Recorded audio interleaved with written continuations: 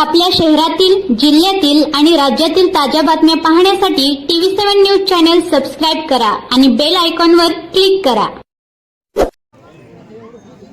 आपल्या सगळ्यांच्या आणि आमच्या मातोश्री भागवत भक्त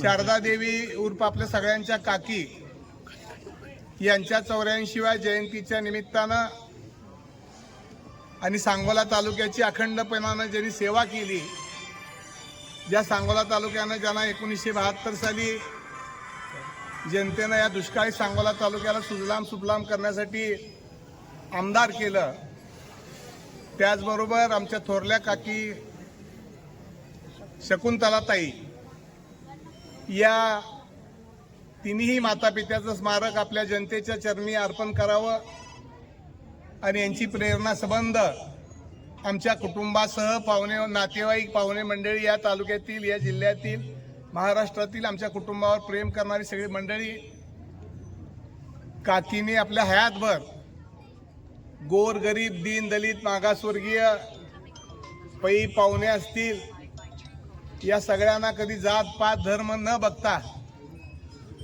स्वतःच्या ताटातील अर्धी भाकरी या सगळ्यांसाठी आणि राहिलेली अर्धी भाकरी आपल्या कुटुंबासाठी अशी ज्या माऊलीनं सेवा केली, 42 वर्ष अखंड या ठिकाणी आळंदी पंढरपूर वारी केली, पांडुरंगाची सेवा केली, भागवत भक्ताची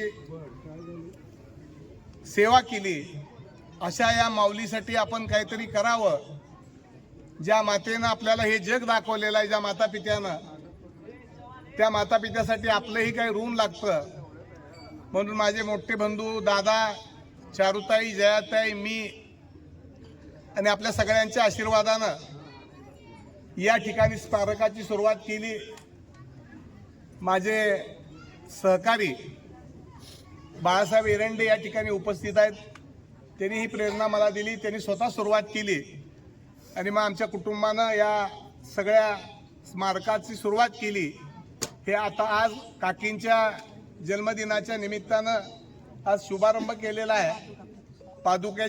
पादुका प्रतिष्ठापना केलेली आहे आणि आमच्या कुटुंबानं ठरवलेलं आहे की भविष्य काळामध्ये पुण्यतिथी करण्याऐवजी जयंतीच आपण करावी.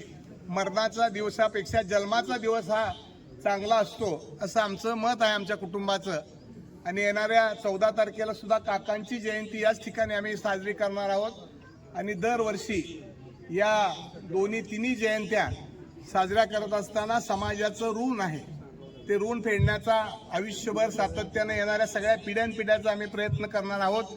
आपण एवढ्या मोठ्या संख्येनं या ठिकाणी सगळे गोर गरीब दीन दलित महाराष्ट्रातले सगळे नातेवाईक मंडळी हे सगळे या ठिकाणी उपस्थित राहिलेले आहेत. माझ्या माहितीप्रमाणे तालुक्याचे माजी आमदार शहाजी बापू यांच्या पत्नी आमचे रेखुताई, माझे मित्र सहकारी सुभाष नानांच्या पत्नी, त्यानंतर तालुक्याचे विद्यमान आमदार त्यांच्या पत्नी, या तालुक्याचे भाग्यविधाते माननीय गणपतरावजी देशमुख यांच्या पत्नी बाई, ही सगळी मंडळी या ठिकाणी उपस्थित झालेली आहेत.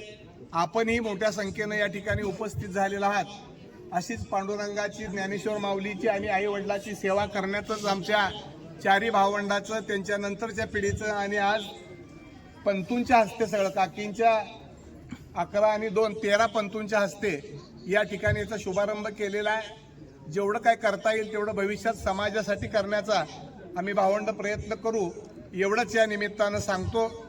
नावं सगळेच पाहुणे मंडळींची नावं घेण्यासारखी आहेत, आलेल्या सगळ्या मंडळींची नावं घेण्यासारखी आहेत. अनेक मंडळी या ठिकाणी चुकून माझ्याकडून काही नावं राहिली असतील तर क्षमा मागतो.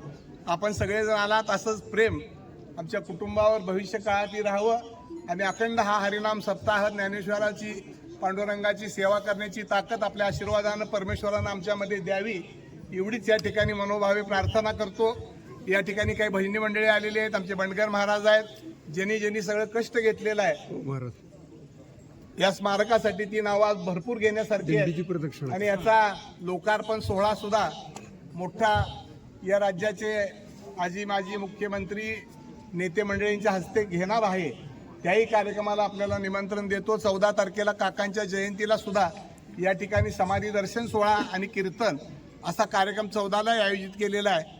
तर असंच आमच्या कुटुंबावर आपलं भविष्य काळामध्ये प्रेम राहावं आणि अखंड पांडुरंगाची सेवा करण्याची ताकद आपल्या माध्यमातून आम्हाला मिळावी एवढीच या ठिकाणी अपेक्षा करतो. कुणालाही स्वतः निमंत्रण दिलं नाही. मोठ्या संख्येने सगळी पाहुणे मंडळी आलेली आहेत. सगळ्यांसाठी महाप्रसादाची व्यवस्थाही या ठिकाणी केलेली आहे आणि समोर जी माऊली माझी या ठिकाणी राहिल्या त्यांचं स्मारक सुद्धा त्या रूममध्ये जे आयुष्यभर त्यांनी ग्रंथ जपले जी सेवा केलेली आहे ती सुद्धा रूम या ठिकाणी आहे. या कुटुंबाची डॉक्युमेंटरी आम्ही आता करायचा प्रयत्न करतोय. लवकरच 14 तारखेला जी सेवा तालुक्याची आमच्या कुटुंबानं केलेली आहे त्याची डॉक्युमेंटरी या ठिकाणी करणार आहोत. हे जे स्मारक आहे या स्मारकासाठी 5 एकर जमीन आमच्या कुटुंबानं या ट्रस्टला दान दिलेली आहे आणि भविष्य काळामधले जे आमचे संकल्प आहेत त्यासाठी गोरगरिबांच्या लग्नासाठी एक छोटंसं मंगल कार्यालय, त्याचबरोबर महिला बचत गटांच्या 1000 महिलांना एकत्रित बसून रोजगार देता येईल अशा पद्धतीचा एक हॉल, साधारणपणानं व्यायामासाठी एक 200 मुलं त्या ठिकाणी राहतील अशी अद्ययावत अशी एक तालीम व्यायामशाळा आणि गोरगरिबांच्या मुलांच्या अभ्यासासाठी एक 3 स्टार अशी अभ्यासिका असा मोठा प्रोजेक्ट या ठिकाणी आम्ही भविष्य काळामध्ये राबवायचं ठरवलेलं आहे.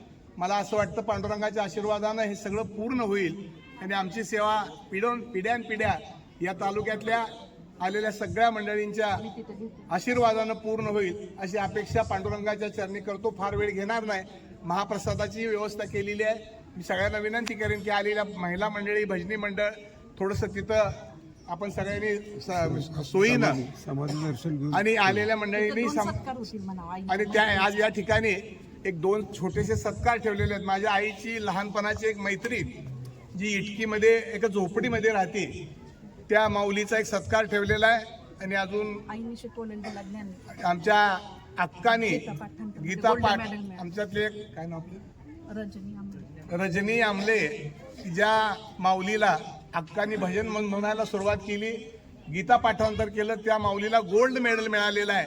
अशा या मातेचाही सत्कार या ठिकाणी ठेवलेला आहे. तो सत्कार एक पूर्ण होईल. मी जयाताई चारुताईला विनंती करतो की त्या ठिकाणी त्यांनी तो सत्कार करावा. पुन्हा एकदा आपल्या सगळ्यांचं आपल्या मस्तकीचरणी नतमस्तक होऊन आपल्या सगळ्यांचं मनापासून आभार मानतो आणि थांबतो. रामकृष्ण हरी.